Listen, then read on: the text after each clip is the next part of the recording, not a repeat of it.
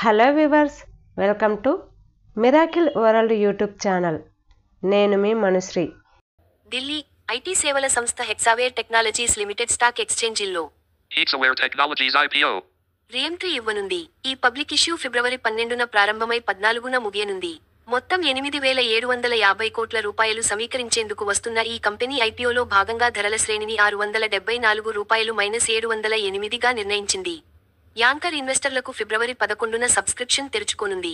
ముంబై కేంద్రంగా సేవలందిస్తున్న ఈ company IPO పూర్తి ఆఫర్ ఫర్ సేల్ రూపంలో జరగనుంది.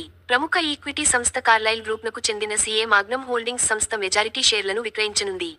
ప్రస్తుతం ఈ సంస్థకు కంపెనీలో 95.03% వాటా ఉంది. ఆఫర్ ఫర్ సేల్ రూపంలో జరుగుతుండడంతో ఐపీఓ నిధులు పూర్తిగా వాటాదారులకే వెళ్లనున్నాయి.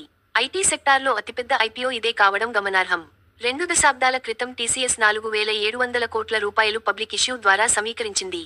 ఐపీఓలో 50% షేర్లను క్యూఈబీలకు, 35% రిటైల్ ఇన్వెస్టర్లకు, 15% నాన్ ఇన్స్టిట్యూషనల్ ఇన్వెస్టర్లకు కంపెనీ రిజర్వ్ చేసింది. బీఎస్ఈ, ఎన్ఎస్ఈలో ఈ కంపెనీ షేర్లు లిస్ట్ కానున్నాయి. ఇక కంపెనీ వివరాల్లోకి వెళితే, హెక్సావేర్ టెక్నాలజీస్ సంస్థ గ్లోబల్ డిజిటల్ టెక్నాలజీ సర్వీసెస్ను అందిస్తోంది.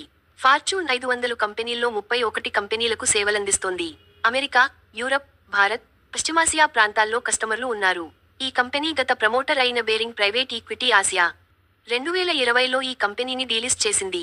2021 అక్టోబర్లో బేరింగ్ ఈక్విటీ సంస్థ నుంచి కార్లైల్ గ్రూప్ కొనుగోలు చేసింది. ప్రస్తుతం ఆర్థిక సంవత్సరం తొలి 9 నెలల్లో 853 కోట్ల రూపాయలు నికర లాభాన్ని నమోదు చేసింది. 8,820 కోట్ల రూపాయలు ఆదాయాన్ని ఆర్జించింది.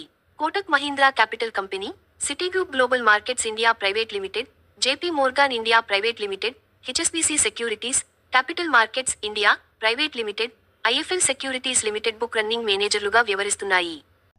మీ సలహాలు సూచనలు ఏమైనా ఉంటే కామెంట్ రూపంలో తెలియజేయండి.